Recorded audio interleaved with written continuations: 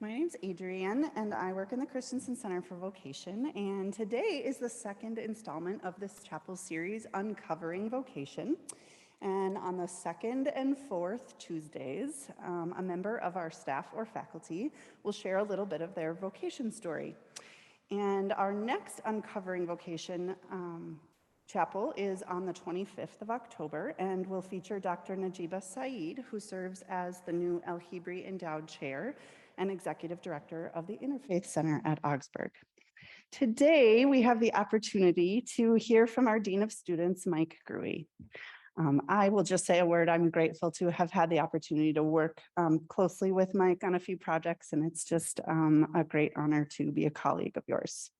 Mike has worked at Augsburg since 2008. His career in higher education has included work in student advising, orientation, LGBTQIA+ services, student leadership development, commuter student services, military and veteran student services, Title IX, and student conduct.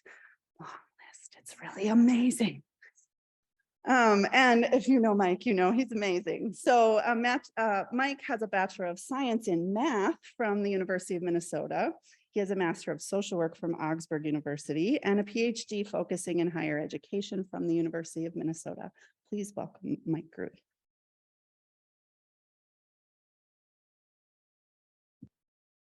Thank you, Adrienne. Good morning, everyone. Again, my name is Mike Grewe. I use he and his pronouns, and I'm the Dean of Students here at Augsburg. I'm so happy and honored to be here this morning to share my story. Happy National Coming Out Day to everybody today. So I'm really excited, again, to share with you some of my reflections and experiences on what I'm calling taking pride in my vocation, or how my vocational journey relates to my identity and coming out day today. So I did give a chapel talk last spring about student leadership and how that inspired me to pursue the vocational path that I'm on within higher ed. So for today, I really want to focus on my reflection on how exploring my own identity, specifically my sexual identity, and in turn finding a supportive community actually gave me the opportunity to find my passions and explore my personal and professional goals. So a little bit about me. I grew up in the north suburbs of the Twin Cities, and I went to Catholic school from kindergarten through 12th grade. Needless to say, I was not really in an environment where I could easily explore my identity or share what I was feeling. My surroundings were also racially and socioeconomically homogenous, so I really did not have critical opportunities to explore my race, to explore my class, or my other social identities. But I especially could not explore my sexuality. And in fact, I was told repeatedly by people at my school and my church that what I was feeling in terms of my attractions were abnormal, sinful, and not to be acted upon. And of course, I did not share those experiences or feelings with folks. So in the presence of such a community, I conformed to what I believed people thought I should be. I got good grades. I participated heavily in band, pretty much everything band related you could name at all that I possibly could.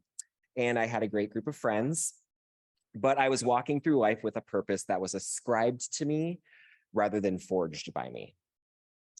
Consequently, when I graduated from high school and I started at the University of Minnesota, I was really lost. I no longer necessarily had the overt restrictions of exploring my sexuality, but the lack of publicized and visible resources on campus, despite them existing on campus, meant that I still didn't feel comfortable or feel safe to come to terms with how I had been feeling for years. And so, very simply, as a result, my first 2 years of college were really isolated. I was a commuter student. I only attended classes and studied in the library and did not make many friends at the university. And even more so before that, or even more so than before, I really felt aimless. And pursuing a degree and a career in mathematics and biostatistics that I believed others demanded of me rather than what I demanded of myself. My mental health was also on the decline during this time. So this isolation and the lack of a supportive community where I could truly explore who I was resulted in major depression, anxiety, and even more disassociation from those who were around me. At the end of my sophomore year, or towards the end of my sophomore year, my dad passed away unexpectedly of a heart attack. It was at that moment, the months shortly thereafter, that I really finally connected with what I had been feeling all these years. I realized that I was unhappy, unmotivated, and most importantly, I realized that life was short. I made a decision the summer after my sophomore year to come out as gay. At first, it was a slow process, person by person by person, being very cautious. But by the winter of my junior year, it was as if a dam had broken. With each person I told, the lighter I felt and the happier I felt. My spring semester, my junior year, I went to the University of Minnesota's Queer Student Cultural Center, which is their main student organization there for LGBTQI+ students. There, I found a supportive network of people who were there. And I found a place for the first time in my life where I was able to fully be myself and explore who I was. Almost immediately, I got the urge to get involved. I applied for leadership opportunities within the student group, and within 6 months, I was elected as a co-chair of that organization. And I did this with the full support of those in the community. My social connections rose, my mental health improved, my energy increased, and I, for the first time in a very long time, felt like I was pursuing a passion that felt truly authentic to who I was. I believed in my calling. And at that time, that was advocating for social change at the University of Minnesota. And that advocacy evolved into my working as a professional within higher education.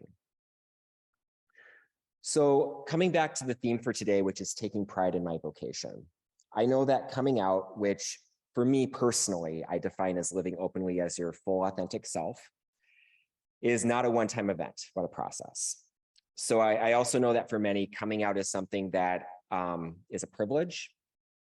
And for many is something that really is seen as something that shouldn't be a thing.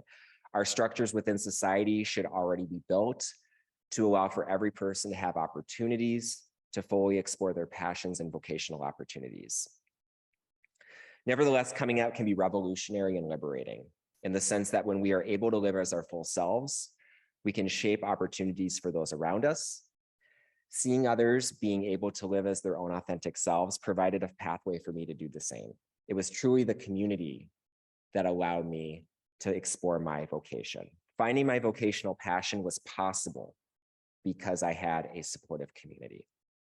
And that is why I try, to the extent that I am able to do so within my own vocational journey, to work to provide space and community for others to do the same. And so that's how I take pride in my vocation. Thank you.